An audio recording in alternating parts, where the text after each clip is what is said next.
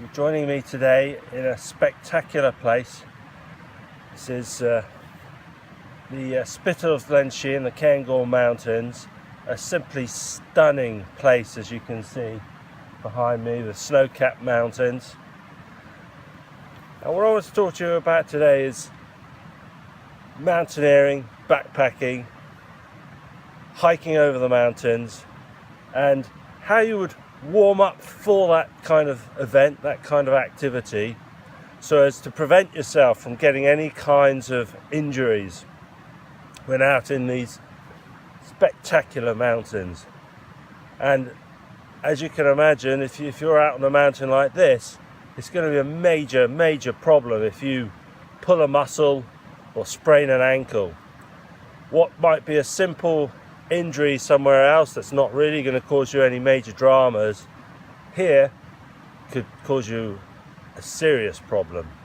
So just doing a few simple stretches and exercises just to warm your body up could just help prevent that kind of problem from happening. So if you're out hiking and you're carrying a big hefty rucksack, my rucksack right now is propping up the phone so you can watch me, so the camera, so you can watch me now. There's a good chance you're going to get shoulder problems. The stress of the straps over the shoulders, coming over your clavicle here, can cause a lot of tightness in your upper trapezius muscle. That can come up into the neck, causing problems in your neck. So it's always a good idea stretching off your neck muscles. Take your Bergen off, take your rucksack off, and just give your neck a good stretch. So I'm just going to run through a few neck stretches now. So just turning as far as you can.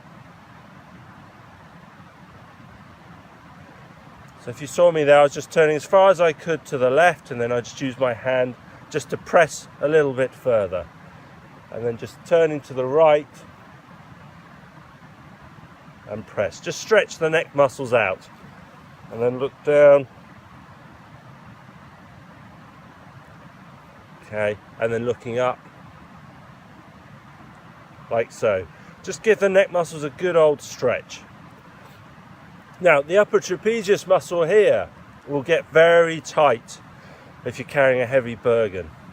So what you do is put your hand behind your back, stretch your head sideways, and then just pull like so. So it's stretching these muscles here, which will get very tight if you're carrying a heavy weight. So just to recap, I'm going to turn around, hand behind the back,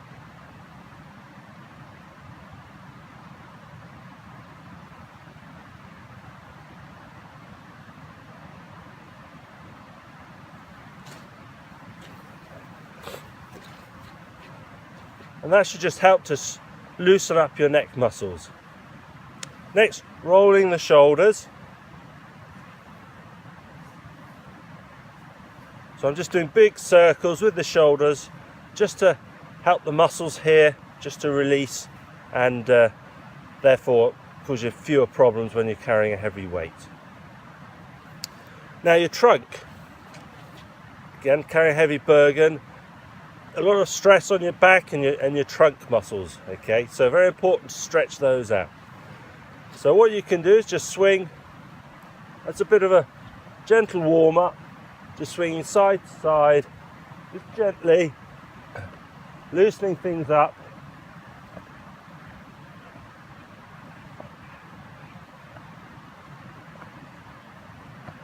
So that's it. Just swaying side to side, just loosening things up. And obviously you can increase the intensity.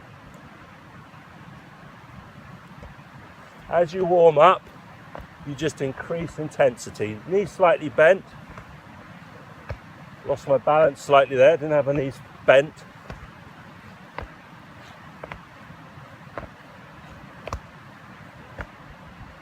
Now, my hands sort of hitting my shoulder and my back there just helps to stimulate and get the blood flowing, so it's well worth doing that as well. To stretch out your what's called your latissimus dorsi, a big muscle in the back, comes up underneath, attaches onto the shoulder. Just lift your arm up, step back so you can see. Arm up and over. And if you put a slight twist, it's just going to stretch that latissimus dorsi a little bit more. Opposite side, if you put your hand on your hip, you can push across, stretch forwards and back. And again, it's just going to stretch all these muscles out and loosen things up for you. Hips and lower back, very important. As I've already mentioned, you're walking for miles and miles, a lot of impact, a lot of pressure coming up through the spine. So we need to make sure that's as loose and as supple as possible. Also, when you're walking over the hills, it's uneven ground. You're walking over rocks and called babies' heads, these sort of humps of moss and peat. Very uneven ground. So you need to be able, your body needs to be able to adapt to that and sort of sway side to side, a lot of lateral movement there in order to keep your balance. If you don't have that, it's very easy for you to go over on an ankle, fall down and injure yourself. So, placing your hands on your hips and just doing a nice big circle, feet together, one way. Try and start small, gradually working out, getting bigger and bigger and bigger.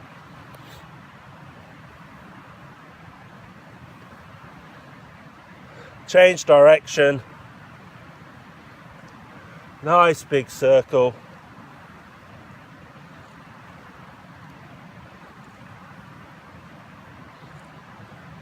Okay. Hamstrings. Big muscle down the back of the leg here. Very neglected often by all types of athlete.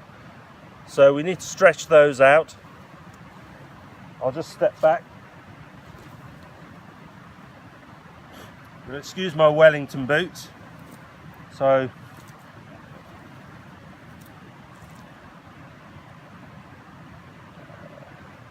just put your leg up on a tussock. You can't see this very well because of the angle of the camera.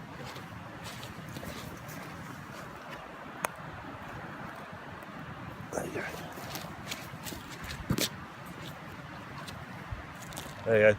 So just put my foot up on a tussock of grass here and then just lean forwards and you'll feel a stretch down the back of the leg.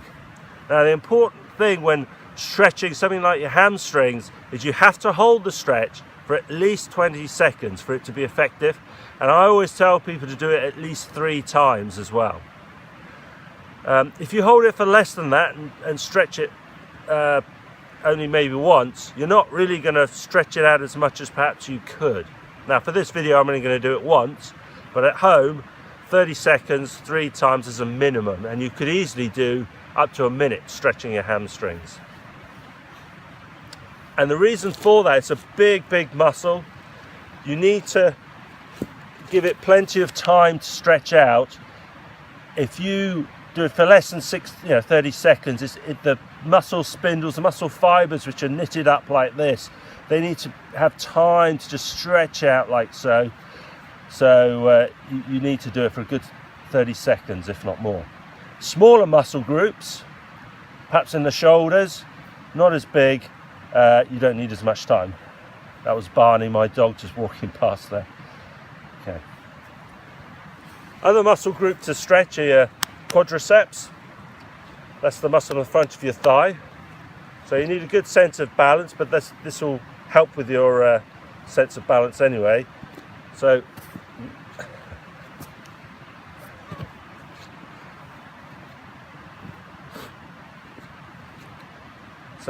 just grab onto your foot, ankle. Terrible demo here. There we go. It's first thing in the morning. I clearly need to stretch myself right now. It's about 7 o'clock in the morning right now, so I've not been up long, so my muscles are quite tight myself. I can really feel that pulling. Okay, That's not the best demonstration in the world because I need to be upright, but because my muscles are so tight right now, I'm struggling to get upright. But once I've warmed up a bit, I'll try that again in a moment, it will be a lot better. Yeah, so that's better. So balancing on my left leg, standing nice and upright. Okay, try and keep your knees together, and then I'm just pushing my hips forwards, and I've got a really strong stretch down the front of my thigh. So calf muscles, very important to stretch those. These are the muscles at the back of the leg here. So the way to stretch those, you just drop, I'm going to drop my heel back, put this leg forwards, lean forwards like so, and I'll feel the stretch down my calf. Out the way, Barney. Barney, go on, out the way. So it's just a strong stretch down the back of my calf. The final one I want to, well, final two actually, I want to show you is the iliotibial band, very often neglected. So the iliotibial band is a sheet of tissue down the outside of the leg. If that gets tight, it can actually cause knee problems, pulling the knee laterally. And by pulling it laterally, it means that the patella, the kneecap, doesn't move up and down smoothly in the femoral groove of the knee. It starts to grind on the side. So very important to stretch out your iliotibial band, and often neglected. Hello, Barney. So cross your legs over. So I've put my standing on my left leg, I've crossed my right leg in front of my left leg, and then I'm going to push my hips to my left and then stretch over to the right. So I'm forming like a C shape on the side of my body here.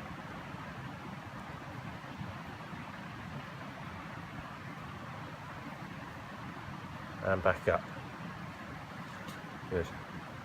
And the final thing I want to show you, because ankle injuries are so common, I've personally have had a number of ankle injuries on the hills, and so debilitating and potentially puts you in a very serious situation if I'm halfway up one of these mountains and my ankle goes and I'm on my own. I'm in potentially a lot of problems. So just taking your ankle and just circling it round. I'll go back here so you can see a bit better.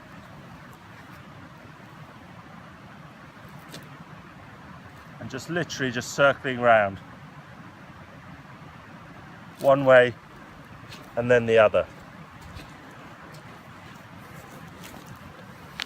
So it's just circling the ankle one way and then the other. I'm wearing Wellingtons at the moment. Really I should take those off and just do those circles just to get the ankle going. But I'm on my own here with, well, I'm not on my own. I've got Barney with me, as you've seen. But I think you get the idea there. So hopefully that's been useful to you. Enjoy the mountains. They are absolutely spectacular up here in Scotland. And until the next video, goodbye.